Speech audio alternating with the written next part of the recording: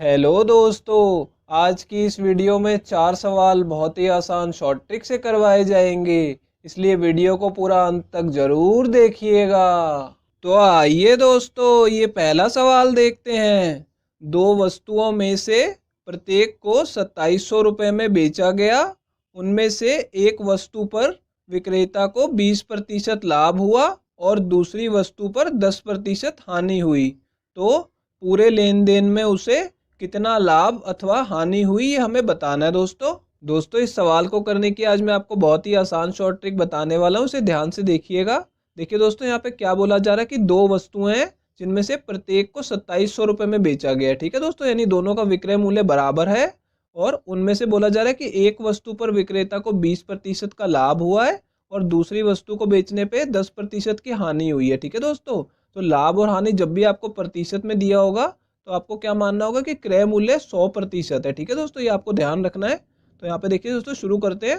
मैं आपको बता देता हूँ यहाँ पे कि क्रय मूल्य लिख रहा हूँ मैं यहाँ पे दोस्तों समझाने के लिए आपको, और यहाँ पे विक्रय मूल्य। ठीक है दोस्तों, तो देखिए दोस्तों, यहाँ पे मैंने आपको बताया कि जब भी ये प्रतिशत में होते हैं तो क्रय मूल्य को पहले हम 100% मानते हैं। तो मैं आपको समझाने के लिए यहाँ पे लिख देता हूँ 100%। हम नहीं लगाएंगे क्योंकि हम अनुपात निकाल रहे हैं। ठीक है दोस्तों, अब देखिए दोस्तों, क्रय मूल्य यदि 100% है और पहली वस्तु पे उसे 20% का लाभ हुआ है। ठीक है दोस्तों, तो 100 पे लाभ हुआ है तो 100 में 20 को जमा कर देंगे तो हमारा विक्रय मूल्य आ जाएगा 120। ठीक है दोस्तों, यहाँ पे मैंने 120 लिख लिया और अनुपात में लिख लेंगे। ये पहली वस्तु का हो गया।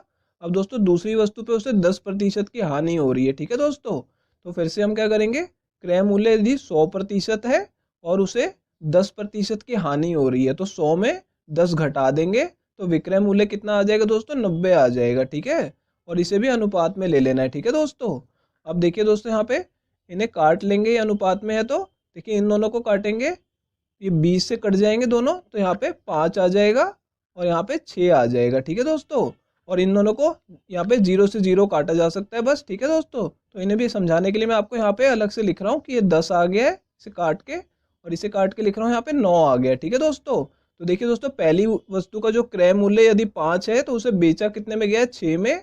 और दूसरी वस्तु का क्रय मूल्य यदि 10 है तो उसे बेचा कितने में गया है, 9 में बेचा गया है। ठीक है दोस्तों, लेकिन सवाल में आप ध्यान दीजिए कि बोला जा रहा है कि दोनों का विक्रय मूल्य बराबर है, लेकिन यहाँ पे दोनों का विक्रय मूल्य दोस्तों अलग अलग आ रहा है। तो पहले हम इन्हें बराबर कर लेंगे। कैसे करेंगे, दोनों को एक दूसरे से गुणा कर देंगे। कैसे, यहाँ पे देखिए दोस्तों, 6 को हम गुणा कर देंगे 9 से और 9 को गुणा कर देंगे दोस्तों 6 से। ठीक है, इससे क्या होगा, दोनों विक्रय मूल्य बराबर हो जाएंगे। ठीक है दोस्तों, अब देखिए दोस्तों, यहाँ पे हमने इस वाले अनुपात को 9 से गुणा किया तो इसके साथ वाले अनुपात को भी 9 से ही गुणा करना होगा। ठीक है दोस्तों, ऐसा होता है कि यहाँ पे 9 से गुणा किया है तो दूसरे वाले अनुपात को भी 9 से गुणा करना है। ठीक है, और इसको 6 से गुणा किया है तो इसके साथ वाले अनुपात को भी 6 से ही गुणा करना होगा। ठीक है दोस्तों, अब देखिए दोस्तों, यहाँ पे क्या आ जाएगा, ये हो जाएगा 54 और ये भी हो जाएगा 54। ठीक है, 9 6 54 होगा और दोनों का कुल विक्रय मूल्य कितना आ जाएगा, दोनों को जमा करेंगे तो 108 आ जाएगा। ठीक है दोस्तों, यहाँ पे देखिए ये कितना होगा, 45 हो जाएगा, 9 पंजे 45 और यहाँ पे 60 आ जाएगा। ठीक है, इन दोनों को भी जमा कर लेंगे तो कितना आएगा, 105 आ जाएगा। ठीक है दोस्तों, तो यानी ये दोनों वस्तुओं का कुल क्रय मूल्य कितना आ गया हमारे पास, 105 रुपये, और कुल विक्रय मूल्य कितना आ गया दोस्तों, ये 108 आ गया। ठीक है दोस्तों, तो यानी देखिए अब उसे क्या हो रहा है, लाभ हो रहा है। ठीक है, 105 से 108 हो रहा है, यानी 105 में खरीदा और 108 में बेचा तो 3 यूनिट का लाभ हो रहा है। ठीक है, अनुपात में हमने निकाल लिया कि उसे 3 यूनिट का लाभ हो रहा है। अब इस 3 यूनिट को हमें रुपयों में बदलना है। ठीक है, कि उसे कितने रुपए का लाभ हुआ। तो देखिए दोस्तों, विक्रय मूल्य कितना है, 108 यूनिट, तो मैं यहाँ पे लिख देता हूँ 108 यूनिट। ठीक है, और ये रुपयों में कितना है, एक वस्तु को 2700 रुपये में बेचा गया। ठीक है, तो दो वस्तुओं को कितने में बेचा गया, 5400 रुपये में। इसका 2 गुना कर लेंगे। ठीक है दोस्तों, यहाँ पे देखिए 5400 रुपये विक्रय मूल्य और यहाँ पे अनुपात में देखा जाए तो 108 यूनिट। ठीक है, तो इससे अब हमें क्या निकालना है, 3 यूनिट की वैल्यू। तो पहले क्या करेंगे, 1 यूनिट की निकाल लेंगे। कैसे, भाग कर देंगे इसे 108 से, तो दूसरी तरफ भी 108 से भाग कर दीजिए। ठीक है, तो ये कितना आ जाएगा, 1 यूनिट, और इसे जब आप काटेंगे तो ये 5 पे कटेगा। ठीक है दोस्तों, तो ये 50 आ जाएगा ऊपर। ठीक है, 108 पंजे 540 होता है, तो 1 यूनिट कितना आ गया दोस्तों, 50 रुपये के बराबर। तो 3 यूनिट का लाभ हुआ हमें, तो दोनों तरफ 3 से गुणा कर दीजिए। तो 3 यूनिट कितना आ जाएगा, 150 रुपये। ठीक है दोस्तों, यानी उसे दोनों वस्तुएं बेचने पे कुल 150 रुपये का लाभ हुआ। ठीक है दोस्तों, ये पहला ऑप्शन करेक्ट है। तो आइए दोस्तों दूसरे सवाल की तरफ चलते हैं। तो आइए दोस्तों ये दूसरा सवाल देखते हैं। ए ने एक वस्तु 30% लाभ पर बी को बेची, बी ने उसे 40% हानि पर सी को बेचा, फिर सी ने उसे 25% लाभ पर डी को बेचा। यदि डी ने वह वस्तु 7,800 रुपये में खरीदी तो ए ने उसे किस मूल्य पर खरीदा था, ये हमें बताना है दोस्तों इस सवाल को करने की आज मैं आपको बहुत ही आसान शॉर्ट ट्रिक बताने वाला हूँ, इसे ध्यान से देखिएगा। देखिए दोस्तों, यहाँ पे पहले क्या बोला जा रहा है कि ए ने एक वस्तु 30% के लाभ पे बी को बेची है। ठीक है दोस्तों, तो सबसे पहले आपको क्या करना है दोस्तों, यहाँ पे 100 लिख लेना है। ठीक है, अब देखिए दोस्तों 30% का लाभ हो रहा है। ठीक है, तो लाभ हो रहा है तो 100 में 30 को जमा कर देना है। ठीक है दोस्तों, तो कितना आ जाएगा, ये 130 आ जाएगा। ठीक है, अनुपात में 130 लिख देना है। ठीक है दोस्तों, उसके बाद क्या बोला जा रहा है कि बी ने उसे 40% की हानि पर सी को बेचा। ठीक है दोस्तों, तो यहाँ पे आपको फिर से एक बार 100 लिख लेना है। ठीक है, अब यहाँ पे दोस्तों हानि हो रही है। ठीक है, हानि में क्या होगा, 100 में से 40 को घटा देंगे। ठीक है, तो कितना आ जाएगा, ये 60 आ जाएगा। ठीक है, इस तरीके आपको करते जाना है। अब तीसरी बार क्या बोल रहा है कि सी ने उसे 25% लाभ पर डी को बेचा, तो फिर से एक बार 100 लिख लेंगे। ठीक है दोस्तों, और यहाँ पे इस बार हमें लाभ हो रहा है 25% का, तो 100 में 25 को जमा कर देंगे। ठीक है दोस्तों, तो कितना आ जाएगा, 125 आ जाएगा। ठीक है दोस्तों, यहाँ पे ये 3 अनुपात आ गए हमारे पास। अब हम इन्हें काट लेंगे। ठीक है, देखिए यहाँ पे 0 से 0 कट जाएगी, इन दोनों को दोस्तों 20 से काट लेंगे, तो यहाँ पे कितना आ जाएगा, 5 आ जाएगा, और यहाँ पे 3 आ जाएगा। ठीक है दोस्तों, और इन दोनों को 25 से काटा जा सकता है, तो यहाँ पे 4 आएगा। 25 से काटेंगे तो, इसे 25 से काटेंगे तो 5 आ जाएगा। ठीक है, अब दोस्तों यहाँ पे देखिए 5 से ये 5 और कट जाएगा। ठीक है, अब इसको गुणा कर लेंगे, तो 10 का गुणा 4 में करेंगे तो 40 आ जाएगा। ठीक है, और यहाँ पे 13 तिया 39 हो जाएगा। ठीक है दोस्तों, अब दोस्तों हमारे पास ये 2 वैल्यू आ गई हैं, लेकिन ये किसकी है, ये हमें मैं आपको देखना बताता हूँ। देखिए यहाँ पे पहले ए ने वस्तु बी को बेची।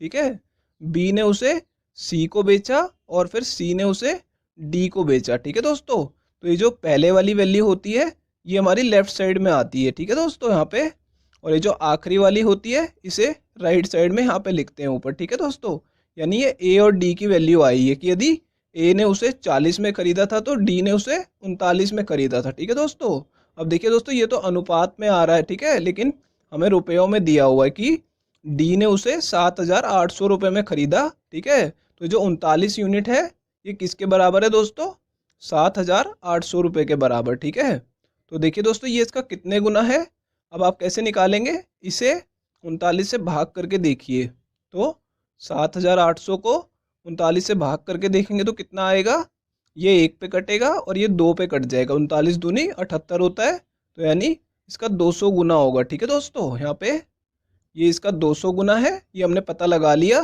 तो दोस्तों हम इसे भी 200 से गुणा कर देंगे। ठीक है, तो यहाँ पे पता लग जाएगा हमें कि ए ने उसे कितने में खरीदा। तो देखिए दोस्तों गुणा करने पे ये 8,000 आ जाएगा, यानी कि ए ने उसे 8,000 रुपये में खरीदा था। तो ये तीसरा ऑप्शन करेक्ट है।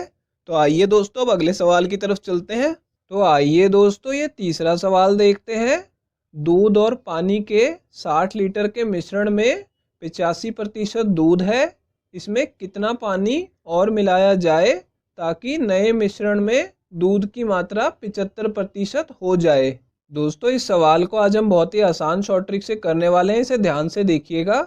देखिए दोस्तों यहाँ पे क्या बोला जा रहा है कि एक मिश्रण है जिसमें 85% दूध है। ठीक है, अब पूछा जा रहा है कि उसमें कितना पानी और मिलाया जाए ताकि दूध की मात्रा 75% हो जाए। ठीक है दोस्तों, दोनों जगह पे दूध की मात्रा दी हुई है प्रतिशत में। ठीक है दोस्तों, तो देखिए दोस्तों इसमें हम कैसे करेंगे, मैंने आपको समझाने के लिए लिख लिया कि मिश्रण के अंदर हमें पानी मिलाना है, तो मैंने दोनों को लिख लिया है। ठीक है दोस्तों, अब यहाँ पे दोस्तों मिश्रण में जो है दूध की मात्रा लिखनी है हमें, तो दूध की मात्रा कितनी है दोस्तों, 85% है, तो मैं यहाँ पे 85 लिख लूंगा। ठीक है दोस्तों, कि मिश्रण के अंदर दूध की मात्रा कितनी है, 85% है।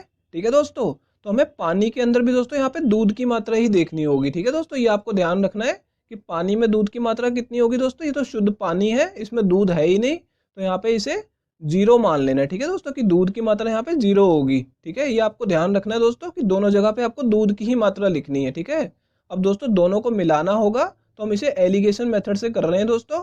तो दोनों को मिलाने पे दूध की मात्रा कितनी हो जानी चाहिए, यहाँ पे 75% बोला गया है। ठीक है दोस्तों, तो दोनों के बीच में क्या लिख देना है दोस्तों, 75 लिख देना है।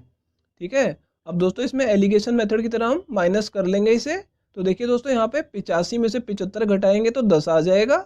ठीक है दोस्तों, और यहाँ पे 75 में से 0 घटाएंगे तो यहाँ पे 75 ही आ जाएगा। ठीक है, अब ये जो नीचे वाली संख्याएं ये दोस्तों अनुपात में आती हैं, तो हम इन्हें काट लेंगे 5 से। ठीक है दोस्तों, तो दोनों को 5 से हम काट लेंगे तो यहाँ पे कितना आ जाएगा, 15 आ जाएगा, और यहाँ पे 10 को काटेंगे तो 2 आ जाएगा। ठीक है दोस्तों, यानी कि मिश्रण की मात्रा यदि 15 है तो उसमें पानी कितना मिलाना है दोस्तों, 2 यूनिट मिलाना है। ठीक है, अब देखिए दोस्तों इसे लीटर में निकालना है, वो कैसे निकालेंगे।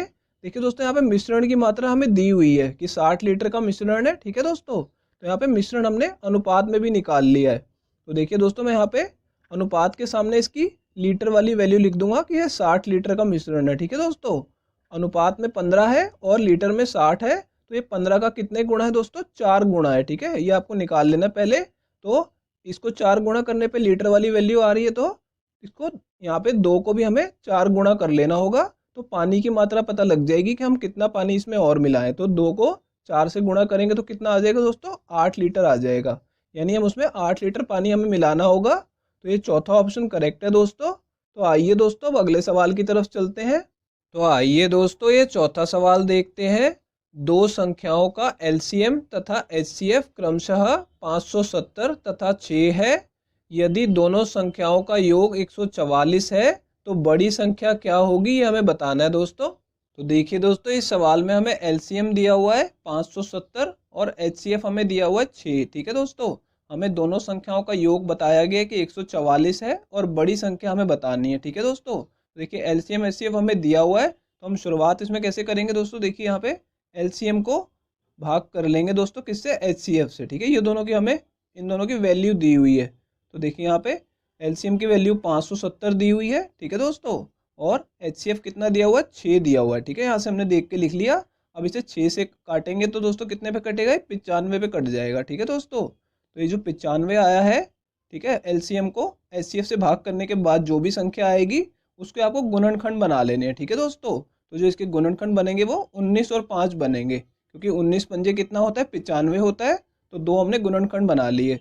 अब इसका क्या फ़ायदा होगा दोस्तों, ये जो आया है 19 और 5, इनको अनुपात में ले लेना है। ये हमारी दोनों संख्याओं का अनुपात आ गया हमारे पास सीधा। ठीक है दोस्तों, इस ट्रिक से आपका अनुपात आपको मिल जाएगा।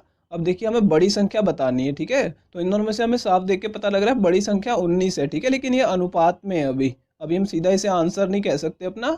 देखिए दोस्तों, यहाँ पे क्या दिया हुआ है कि दोनों संख्याओं का योग 144 है। ठीक है दोस्तों, अब दोनों संख्याएं अनुपात में तो ये है हमारे पास, इन दोनों का भी योग कर लेंगे तो 19 और 5 कितना होगा, ये हो जाएगा 24। ठीक है, तो यानी 24 यूनिट हमारी संख्याओं का योग है अनुपात में। ठीक है, यहाँ पे हमने लिख लिया, और हमें क्वेश्चन में दिया हुआ है 144 है। ठीक है, तो दोनों बराबर हैं। ठीक है, तो यहाँ पे हमने लिख लिया इसे।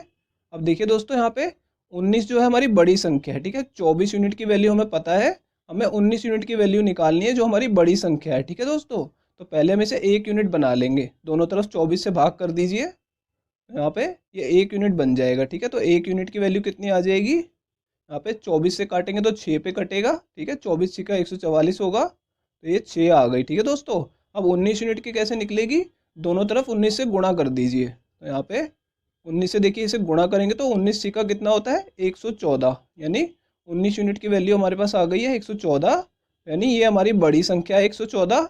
ये तीसरा ऑप्शन करेक्ट है दोस्तों अगर ये वीडियो आपको पसंद आई हो तो इसे लाइक कर दीजिए, और दोस्तों अगर आप लोग चैनल पे नए हैं तो चैनल को सब्सक्राइब जरूर कर लीजिएगा, और दोस्तों नोटिफिकेशन बेल को दबाना बिल्कुल मत भूलिएगा। इस वीडियो को यहीं ख़त्म करते हैं दोस्तों, आपसे मिलेंगे अब अगली वीडियो में।